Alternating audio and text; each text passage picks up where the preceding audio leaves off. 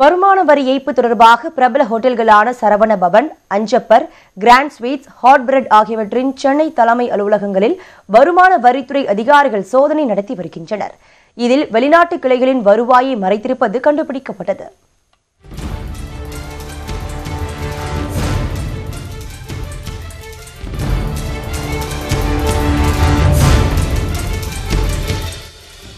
சென்னையை தலைமையிடமாக கொண்டு செயல்படும் சரவண பவன் ஹோட்டல் தமிழகம் மட்டுமின்றி உலகம் முழுவதும் கிளைகளை கொண்டுள்ளது.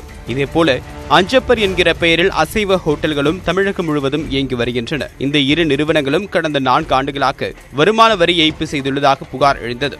அவர்கள் விற்பனையை குறைத்து காட்டி வரி மோசடியிலும் ஈடுபட்டுள்ளதாக வருமான வரித்துறை ஆய்வில் தெரியவந்தது. இதேபோல பிரபல இனிப்பு விற்பனை கடையான கிராண்ட் ஸ்வீட்ஸ், ஸ்நாக்ஸ் மற்றும் பேக்கரி நிறுவனமான ஹாட் பிரெட் ஆகியவை மூலப்பொருட்கள் வாங்கியதிலும் விற்பனையிலும் வரி மோசடியில் ஈடுபட்டதாக தகவல் கிடைத்தது. இதைத் தொடர்ந்து சென்னையில் உள்ள இந்த 4 நிறுவனங்களின் தலைமை அலுவலகத்தில் வருமான வரித்துறையினர் இன்று காலை முதல் அதிரடி சோதனை நடத்தினர். இந்த நிறுவனங்களின் உரிமையாளர்களின் வீடுகள், உணவு தயாரிக்கும் இடங்களிலும் சோதனை நடைபெற்றது. மொத்தம் 32 இடங்களில் காலை 9 மணி முதல் 120க்கும் அதிகமான வருமான வரித்துறை அதிகாரிகள் சோதனையில் ஈடுபட்டிருக்கிறார்கள்.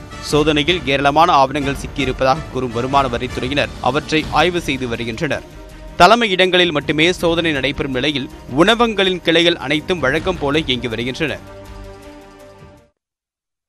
இதனிடையே வருமான வரித்துறை சோதனைக்குள்ளாகியுள்ள ஹோட்டல் நிறுவனங்கள் வெளிநாட்டு வருவாயை மறைத்தது கண்டுபிடிக்கப்பட்டது.